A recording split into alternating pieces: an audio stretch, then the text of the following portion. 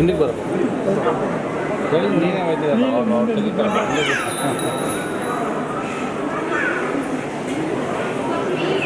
ಒಳ್ಳೆ ಕಾಲು ಕೊಡ್ತಾವ್ರು ನೋಡಿ. ಸರ್ ಒಂದು 6 ಮಂತ್ಸಿಂದ ಬರ್ತಾಯಿದ್ದೀನಿ. ಏನು ಸಮಸ್ಯೆ ಇತ್ತು? GB ಸಿಂಡ್ರೋಮ್ಸ್ ಅಂತ ಆಗಿತ್ತು.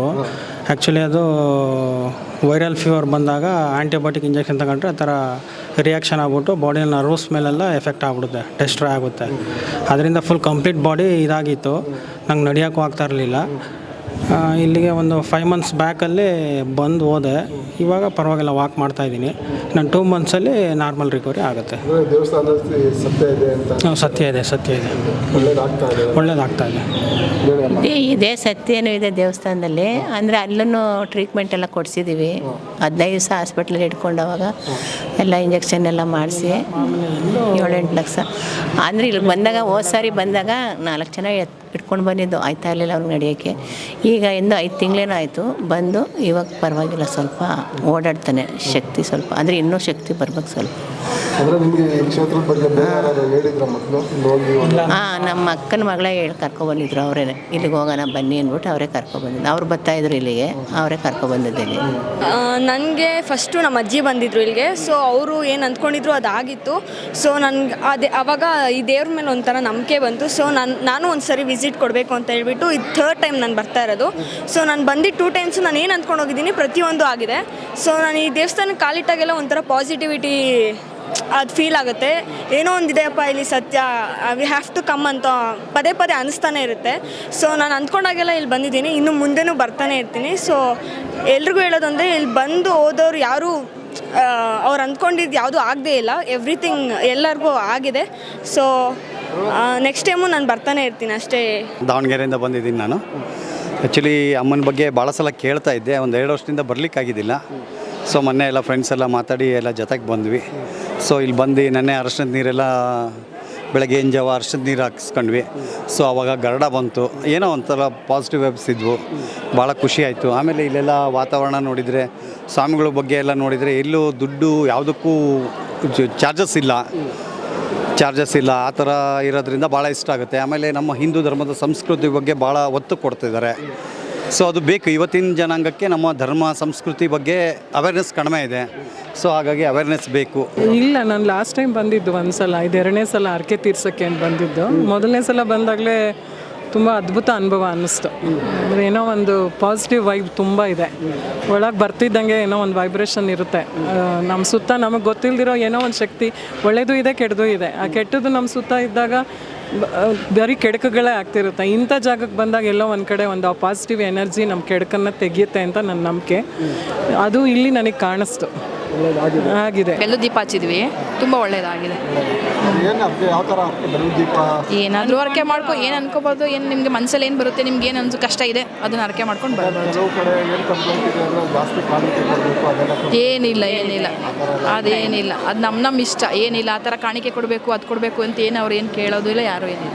ಬೈಕಲ್ಲಿ ಬಿದ್ದು ಏಟಾಗಿತ್ತು. ಬಟ್ ಇಲ್ಲಿಗೆ ಬಂದೋದ್ಮೇಲೆ ಊತ ಮತ್ತು ಆ ಪೈನ್ ಎಲ್ಲ ಸ್ವಲ್ಪ ಕಮ್ಮಿ ಆಗಿದೆ. 9 ದಿನಕ್ಕೆ ಅಷ್ಟೇ, ಜಾಸ್ತಿ ದಿನ ಏನಾಗಿಲ್ಲ. 9 ದಿನದ ಹಿಂದೆ ಬಂದಿದ್ದು. ಬಂದಾದಮೇಲೆ ಸ್ವಲ್ಪ ಶಕ್ತಿ ಇದೆ ದೇವಸ್ಥಾನ. ಇಲ್ಲ, ಇಲ್ಲಿಗೆ ಬಂದ್ರೇ ವೈಬ್ರೇಷನ್ ಇರುತ್ತೆ. ಅದು ನನ್ನ ಪರ್ಸ್ನಲಾಗಿ ನಾನು ಹೇಳ್ತಿದ್ದೀನಿ. ಅಂದರೆ ಇಲ್ಲಿ ಎಲ್ಲೂ ವಿಗ್ರಹನ, ಅದೇ ಅಮ್ಮನವ್ರದ್ದು ವಿಗ್ರಹನ ಎಲ್ಲೂ ಸ್ಪರ್ಶ ಮಾಡಿ ಮುಟ್ಟಿ ಸಣ್ಣ ಮಾಡೋಕ್ಕೆ ಎಲ್ಲೂ ಬಿಡೋಲ್ಲ. ಬಟ್ ಇಲ್ಲಿ ಬಿಡ್ತಾರೆ. ಮುಟ್ಬೇಕಾದ್ರೆ ಏನೋ ವೈಬ್ರೇಷನ್.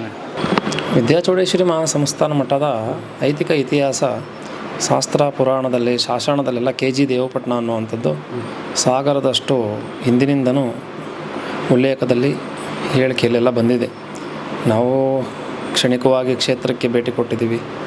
ಇವತ್ತು ಕ್ಷೇತ್ರದಲ್ಲಿ ಸೇವೆಯನ್ನು ಮಾಡ್ಕೊಂಡು ಹೋಗ್ಲಿಕ್ಕೆ ಎಲ್ಲ ಭಕ್ತರ ಭಾಳಷ್ಟು ಸಹಕಾರ, ದೇವಿಯ ಕೃಪೆ, ಸದ್ಗುರುಗಳ ಅನುಗ್ರಹದೊಂದಿಗೆ ಇವತ್ತು ನಿತ್ಯೋತ್ಸವ, ಮಾಸೋತ್ಸವ, ಪಕ್ಷೋತ್ಸವ, ಬ್ರಹ್ಮೋತ್ಸವಗಳ ಗಂಟ ತನಕ ಕ್ಷೇತ್ರದಲ್ಲಿ ದೇವಿಯ ವಿಶೇಷವಾದಂಥ ಸೇವೆಗಳು ನಡೀತಾ ಇದೆ. ಈ ಎಲ್ಲ ಸೇವೆಗಳಿಗೆ ಬಹಳ ಪ್ರಮುಖವಾದಂಥ ಸಮಯ, ಸಂದರ್ಭ, ಇದು ಅವಿನಾಭಾವ ಸಂಬಂಧ ಭಕ್ತರಿಗೆ ಮತ್ತು ಭಗವತಿಗೆ ಇಲ್ಲಿ ಸಾಕಷ್ಟು ಇದೆ. ಈ ಕ್ಷೇತ್ರದಲ್ಲಿ ನೀವು ನೋಡ್ತಾ ಇದ್ದೀವಿ. ದಿನನಿತ್ಯ ಸಂಖ್ಯೆಗಳು ಜಾಸ್ತಿ ಎನ್ನುವುದಕ್ಕೆ ಮೊದಲು ಆ ದೇವಿಯ ಅನುಗ್ರಹ ಪಡೆದು ಹೋಗಿರುವಂಥ ಭಕ್ತರು ಇಬ್ಬರಿಂದ 3 ಜನ ಹಿಂಗೆ ಶಾಶ್ವತವಾದಂಥ ಭಕ್ತರು ಈ ಕ್ಷೇತ್ರದಲ್ಲಿ ನೆಲೆಯಾಗಿ ನಡ್ಕೊಂಡು ಬರ್ತಾಯಿದ್ದಾರೆ. ನಾವೆಲ್ಲ ಹಿಂದೆಲ್ಲ ಒಂದು ಸನ್ನಿಧಾನಕ್ಕೆ ಹೋದರೆ ಆ ಸನ್ನಿಧಾನದಲ್ಲಿ ಭಗವಂತನ ಸಾನ್ನಿಧ್ಯ ಇದೆಯಾ ಅಂತ ಅರ್ಥೈಸಿ ಮತ್ತೆ ಮುಂದಕ್ಕೆ ಹೋಗ್ತಾಯಿತ್ತು. ಇವತ್ತು ವಿದ್ಯಾಚೌಡೇಶ್ವರಿ ಮಹಾಸಂಸ್ಥಾನ ಮಠದಲ್ಲಿ ಒಳಗಡೆ ಬರ್ತಾ ಇದ್ದಂಗೆ ಆ ಚೈತನ್ಯ, ಭಾವೈಕ್ಯತೆ ಎಲ್ಲವೂ ಬಹಳ ವೈಶಿಷ್ಟ್ಯತೆಯಾಗಿದೆ. ಇಲ್ಲಿ ವಿಶೇಷ ಅಮ್ಮನವರು ಕಳಶದಲ್ಲಿ ಬರವಣಿಗೆ ಮೂಲಕ ಬರೆಯೋದು ಮತ್ತು ಅದನ್ನು ಭಕ್ತರಿಗೆ ತಿಳಿಸೋದು, ಇದು ವೈಶಿಷ್ಟ್ಯತೆ. ಇದು ಪ್ರತಿನಿತ್ಯ ಇರುತ್ತೆ. ಬುಧವಾರ ಬೆಂಗಳೂರು ಯಲಹಂಕ ಕೋಗಿಲ್ ಕ್ರಾಸಲ್ಲಿ ನಮ್ಮದೊಂದು ಶಾಖೆ ಇದೆ. ಅಲ್ಲಿ ನಾವು ಪ್ರತಿ ಬುಧವಾರ ಇರ್ತೀವಿ. ಅಮಾವಾಸ್ಯೆ ಪೌರ್ಣಮಿ ಬಂದರೆ ಅಲ್ಲಿ ಹೋಗಲ್ಲ, ಇಲ್ಲೇ ಇರ್ತೀವಿ. ಇನ್ನು ಮಿಕ್ಕಿದ ಎಲ್ಲ ದಿನ ಕ್ಷೇತ್ರದಲ್ಲಿ 11 ಗಂಟೆಯಿಂದ ಪ್ರಶ್ನೆ ಪ್ರಾರಂಭ ಆಗುತ್ತೆ. ಸಂಜೆ 5 ಗಂಟೆ ಗಂಟ ಪ್ರಶ್ನೆ ನೋಡ್ತೀವಿ. ಆ ಪ್ರಶ್ನೆಯ ವಿಶೇಷ ಏನಂದರೆ, ಮನಸ್ಸಲ್ಲಿ ಅಂದಿ ಅವರು ಪ್ರಾರ್ಥನೆ ಮಾಡಿದ್ದ ಅಮ್ಮನವರು ಬರೆದಿದ್ದನ್ನು ಇಲ್ಲಿ ಹೇಳಲಾಗ್ತದೆ. ಇದು ವೈಶಿಷ್ಟ್ಯತೆ ವಿಶೇಷ. ಇದಕ್ಕೆ ಒಂದು ಹಣವನ್ನು ಸುಧಾ ನಿಗದಿ ಮಾಡಿರ್ತೀವಿ. ಅದು 2,000 ರೂಪಾಯಿನ ಕ್ಷೇತ್ರದಲ್ಲಿ ಗೋಸೇವೆ, ಅಮ್ಮನವರ ಪುಷ್ಪ ಸೇವೆ, ವಸ್ತ್ರ ಸೇವೆ ಮತ್ತು ಅನ್ನದಾಸೋಹ, ಕ್ಷೇತ್ರ ಜೀರ್ಣೋದ್ಧಾರಕ್ಕೆ ಅಂತ ಹೇಳಿ ಅದನ್ನು ಮಾಡಿದ್ದೀವಿ. ಹಿರಿಯರು ಕೊಟ್ಟು ಕೇಳಿ, ನಮ್ಮ ಹತ್ರ ಇಲ್ಲ ಅಂದವರು ಹಾಗೇ ಕೇಳಿ ಅಂತಲೂ ನಾವು ಅವಕಾಶವನ್ನು ಶ್ರೀಮಠದಲ್ಲಿ ಮಾಡಿದ್ದೀವಿ. ಯಾಕೆಂದರೆ ಇದೊಂದು ಪರಂಪರೆ ಮಠ ಅಲ್ಲ. ಹಿಂದೆ ಒಂದು ಕ್ಷೇತ್ರ ಇದ್ದದನ್ನು ನಾವು ಬಂದು ಪುನಃ ಜೀರ್ಣೋದ್ಧಾರ ಮಾಡಿದ್ದೀವಿ. ಅದು ಅಮ್ಮನವರು ಮಾಡಿಸ್ಕೊಂಡಿದ್ದಾರೆ. ಆ ಸೇವಾ ಕೈಂಕರ್ಯಕ್ಕೋಸ್ಕರ, ಸೇವೆಗೋಸ್ಕರ ಈ ಪ್ರಶ್ನೆ ಮುಖಾಂತರ ಬರೋ ಅಂಥ ಆದಾಯದಲ್ಲಿ ಇಷ್ಟೆಲ್ಲ ಸೇವೆ ಅಮ್ಮನವ್ರಿಗೆ ನಡೀತಾ ಇತ್ತು. ತಾವು ನೋಡಿದ್ರಿ, ಅಲಂಕಾರ, ನಿತ್ಯ ಉತ್ಸವಗಳಿಗೆಲ್ಲ ಖರ್ಚು ಬರುತ್ತೆ. ಅದರೊಳಗೆ ವಿನಿಯೋಗ ಆಗುತ್ತೆ. ಅದರಿಂದ ಭಕ್ತರಿಗೂ ಸುಧಾ ಅವ್ರು ಕೊಟ್ಟಂಥ ಆ 2,000 ಕಾಣಿಕೆಯಿಂದ 500 ರೂಪಾಯಿ ಕಾಣಿಕೆ, 1,000 ರೂಪಾಯಿ ಕಾಣಿಕೆ, 50 ರೂಪಾಯಿನೂ ಕೊಟ್ಟು ಕೇಳ್ತಾರೆ ಪಾಪ. ಯಾಕೆಂದರೆ ಇಲ್ದಲೇ ಇರೋರ್ಗೆ ಅದು ಅವಕಾಶ ಮಾಡಿದ್ದೀವಿ. ಆ ಕೊಟ್ಟಂಥ ದುಡ್ಡು ನಿತ್ಯ ದಾಸೋಹ, ಪುಷ್ಪ ಸೇವೆ, ಗೋಸೇವೆ ಎಲ್ಲ ಆಗಿ ಜೀರ್ಣೋದ್ಧಾರದ ಸೇವೆನೂ ಆಗ್ತಾಯಿದೆ. ಯಾಕೆಂದರೆ ಭಾಳಷ್ಟು ಜನ ಬರೋ ಹಣನ ಭಕ್ತರ ಹಣನ ಭಗವತಿಗೆ ಖರ್ಚು ಮಾಡಬೇಕು, ಆ ಸನ್ನಿಧಾನಕ್ಕೆ ಆಗಬೇಕಂತ ನಮ್ಮ ಸಂಕಲ್ಪ. ಇದು ಈ ಕ್ಷೇತ್ರದ ವೈಶಿಷ್ಟ್ಯತೆ. ಮಕ್ಕಳಿಲ್ಲ ಅಂತ ಬಂದು ಕೇಳದಂತೆ ಅವರಿಗೆ ಎಲ್ಲರಿಗೂ ಫಲವನ್ನು ಕರುಣಿಸಿದ್ದಾಳೆ. ಉದ್ಯೋಗ ಅನ್ನೋವಂಥವ್ರಿಗೆ ಉದ್ಯೋಗವನ್ನು ಕರುಣಿಸಿದ್ದಾಳೆ.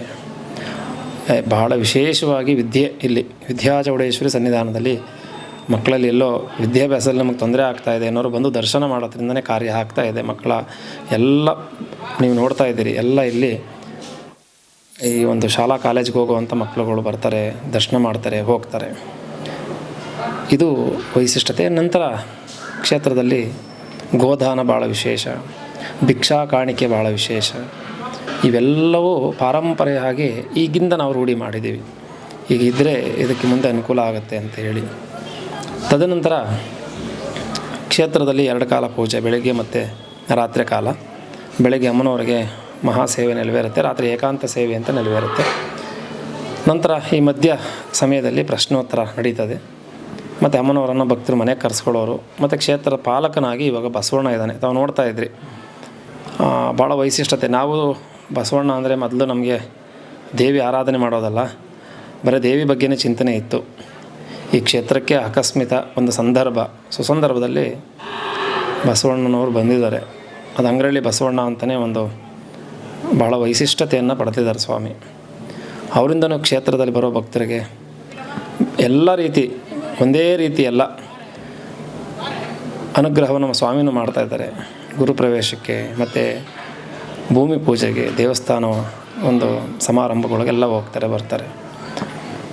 ಇದು ನಮ್ಮ ಸನಾತನ ಧರ್ಮವನ್ನು, ಹಿಂದೂ ಧರ್ಮವನ್ನು ಸಂಘಟನೆ ಈ ರೀತಿಯಲ್ಲಿ ಆಗ್ತಾಯಿದೆ ಅನ್ನೋದು ನಮಗೆ ಭಾಳ ಸಂತೋಷ ಇದೆ. ಹೇಮಗಿರಿ, ರಾಮಗಿರಿ, ಭದ್ರಗಿರಿಯ ಮಧ್ಯೆ KG ದೇವಪಟ್ಟಣ ಅನ್ನುವಂಥ ಒಂದು ಸುಂದರವಾದಂಥ ಅರಣ್ಯದ ಮಧ್ಯೆ ಒಂದು ಗುಡ್ಡೆಯ ಮೇಲೆ ಇರುವಂಥ ಈ ಕ್ಷೇತ್ರದಲ್ಲಿ ಹಿಂದೆ ಅಮ್ಮನವರನ್ನು ಬಾವಿಯ ಮೇಲೆ ಪ್ರತಿಷ್ಠಾಪನೆ ಸ್ವರ್ಣ ಬಾವಿಯ ಮೇಲೆ ಪ್ರತಿಷ್ಠಾಪನೆ ಆಗಿದ್ದು, ದೇವಿಯ ಶಿಲಾಮೂರ್ತಿಯಲ್ಲಿ ಭಾಳ ವೈಶಿಷ್ಟ್ಯತೆಯನ್ನು ಪಡೆದಿದೆ.